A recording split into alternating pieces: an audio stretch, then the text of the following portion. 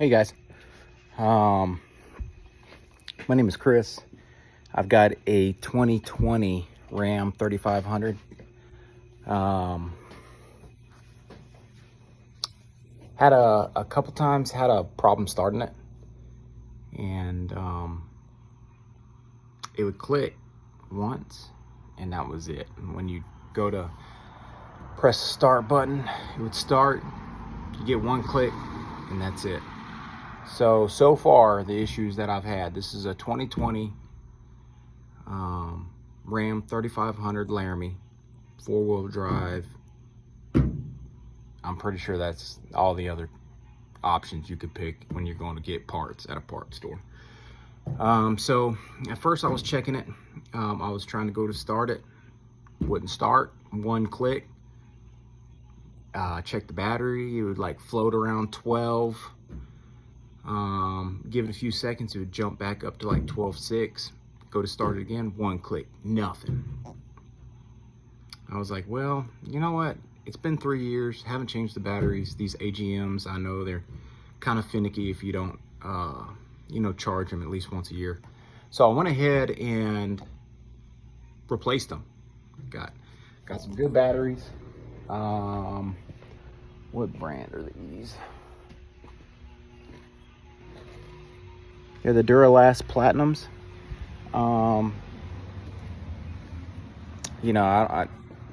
They're brand new, and they were just made last month. So March 2023, tested them. They got like 12.8 on them. Good, right? Stuck them in, nothing. Same issue, one click.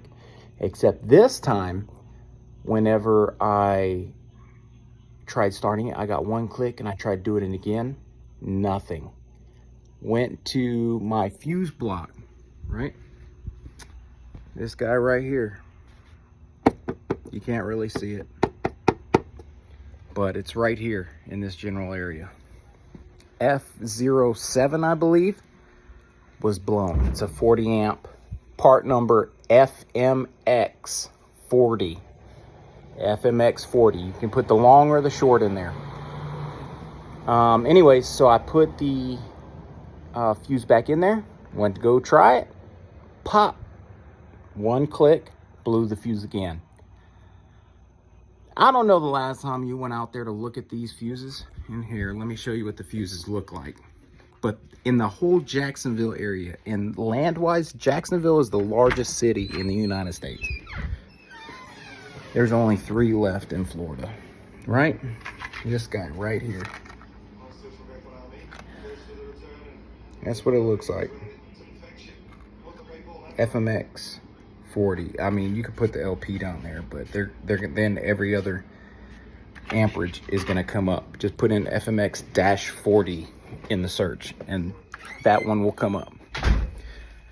Anyways. So I got a limited supply. I've already blown like 5 of them. So anyways, it's a 2020. I'm like, I'll replace starter. Guess what? 0 starters from any manufacturer in Jacksonville. So I was like, okay, well, let me pull it and see what the issue is. So I pulled the starter out. It's not acting normal. Pulled the starter out. And I'm doing the manual test where you put a battery up to it, put in a jumper, and you watch the little plunger pop out, and it should spin, right? You connect the jumper to a constant power supply. The plunger should pop out and stay out and spin. Not doing that. So I know my motor's good because it's spinning, but it's not. It's popping in and out. So my solenoid's gotta be bad. If somebody else can think of something other than the starter or the solenoid, please let me know. But here I go. I'm about to show you how I checked to see if this starter was bad. Hey guys, so this is the starter out, right?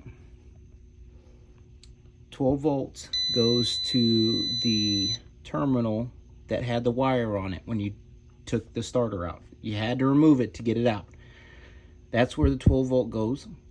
This is the plug that you had to disconnect, right? You got to jumper that. Alligator clips goes to the 12 volt power supply to there. Don't worry about this guy because that just connects the 12 volts to this guy, to the motor, the solenoid to the motor. So it goes from 12 volts in to that terminal, into the other side of the solenoid, out here, and it follows that path because you're about to ground. You ground the starter out here. So the 12 volt goes in, out to the motor, to the ground, right? It gets its signal from this guy right here, from your ignition, saying, hey, do something, right? All right, so this guy is supposed to plunge out and spin. If it spins, the motor's good. If it doesn't stay out or doesn't go out, the solenoid's bad. If I'm wrong, please leave a comment. We're about to figure it out right now. Oh shoot, it was just not working. Uh-oh.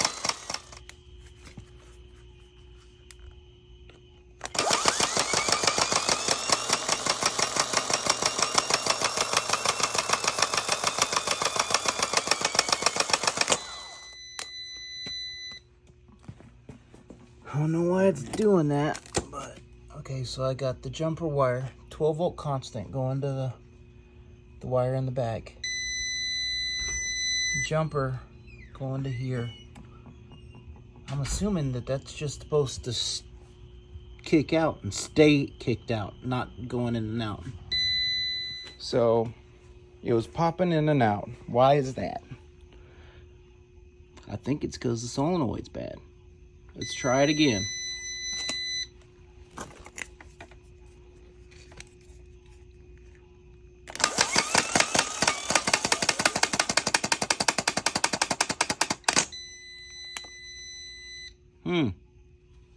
What y'all think? All right, so y'all saw what it looked like with the jumper box. I'm gonna show you what it looks like when you just connect it with the battery, right? Easy peasy, you connect it to a battery. Same concept. I like to put my foot on there because I don't want it to just jump about.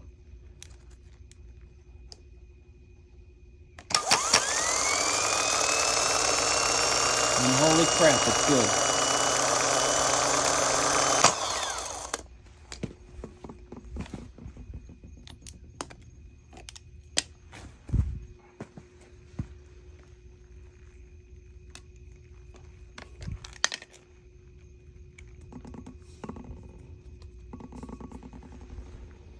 Sometimes it works, guys. Sometimes it don't.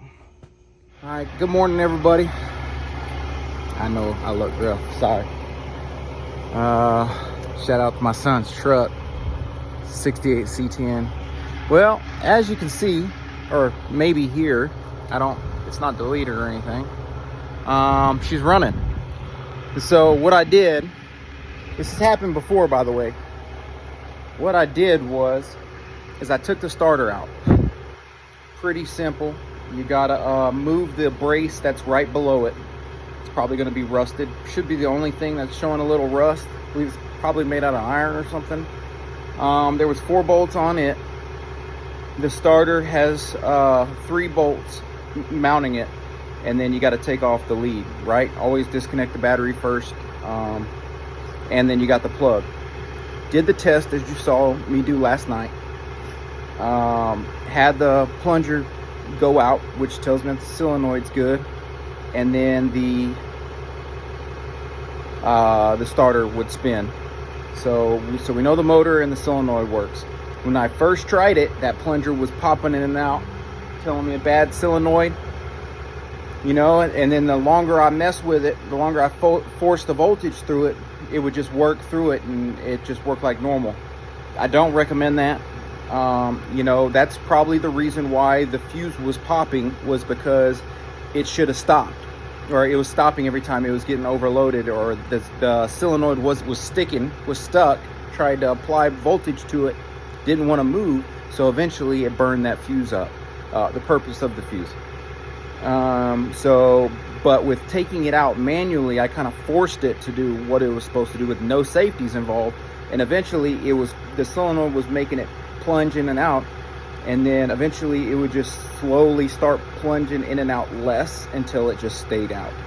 They haven't made any of these, they don't stock any of these starters in any aftermarket stores, any place like Napa or AutoZone, Advanced, O'Reilly's. I know they're probably all the same place, but I'm assuming because these trucks are too new. This truck's 3 years old and shouldn't be having this issue.